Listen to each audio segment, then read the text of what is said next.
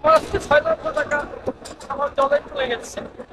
এই 6 লক্ষ টাকা হচ্ছে আমার অনেক সময় লাগবে। এই ভাই সৌদি আরব যাচ্ছিলেন, এয়ারপোর্টে আসার পরে ছিনতাইকারী তারা মোবাইল, পাসপোর্ট, ভিসা সবকিছু কিন্তু তার কাছ থেকে নিয়ে গেছে। সে কিন্তু এখন যাইতে পারতেছে না। ভাই কয়টা বাজে ফ্লাইট ছিল আপনার? একটা 9:30 যাচ্ছি। 9:30 বাজে ফ্লাইট ছিল। কোন দেশে যাচ্ছিলেন? ওকে, কি কাজে যাচ্ছিলেন? অনেকটা কনস্ট্রাকশন। এখন যাইতে পারলেন না, কারণটা কি মনে দেখতে পারলেন? কারণ আমি ওখানে 4:45 আইসা সিএনজি থেকে নামছি। সিএনজি থেকে নামার পরে আমার ট্রলিটা আমি হাতের কাছে রাখছি।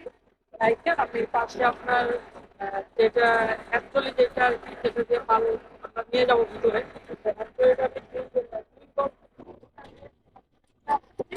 এসে রেখে আমার ব্যাগটা নিয়ে গেছি। ছোট ব্যাগ ছিল, ছোট ব্যাগ নিয়ে গেছে। 45।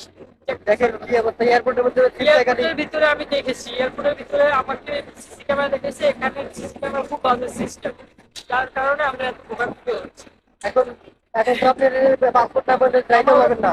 না, আমি যাইতে পারতেছি না। অনেক টাকা লস হয়ে যাবে আপনার। আমার 6 লাখ টাকা লস। ভাই যে ছিনতাইকারী নিচ্ছেন এই কাজটা করছেন ভাই, যদি দেখে থাকেন ভিডিওটা, আপনি পার্সোনালি আমাকে নক করেন ভাই। অন্তত ভাই পাসপোর্টটা ফেরত দেন ভাই, পাসপোর্টের ভিতরে ভিসা লাগানো ছিল। নতুন করে ভাই টিকিট কেটে দেবো, সমস্যা নাই। আপনি নিজের ভুল করছেন, সমস্যা নাই, আপনাকে মাফ করে দেওয়া হলো। কিন্তু আপনি ভাই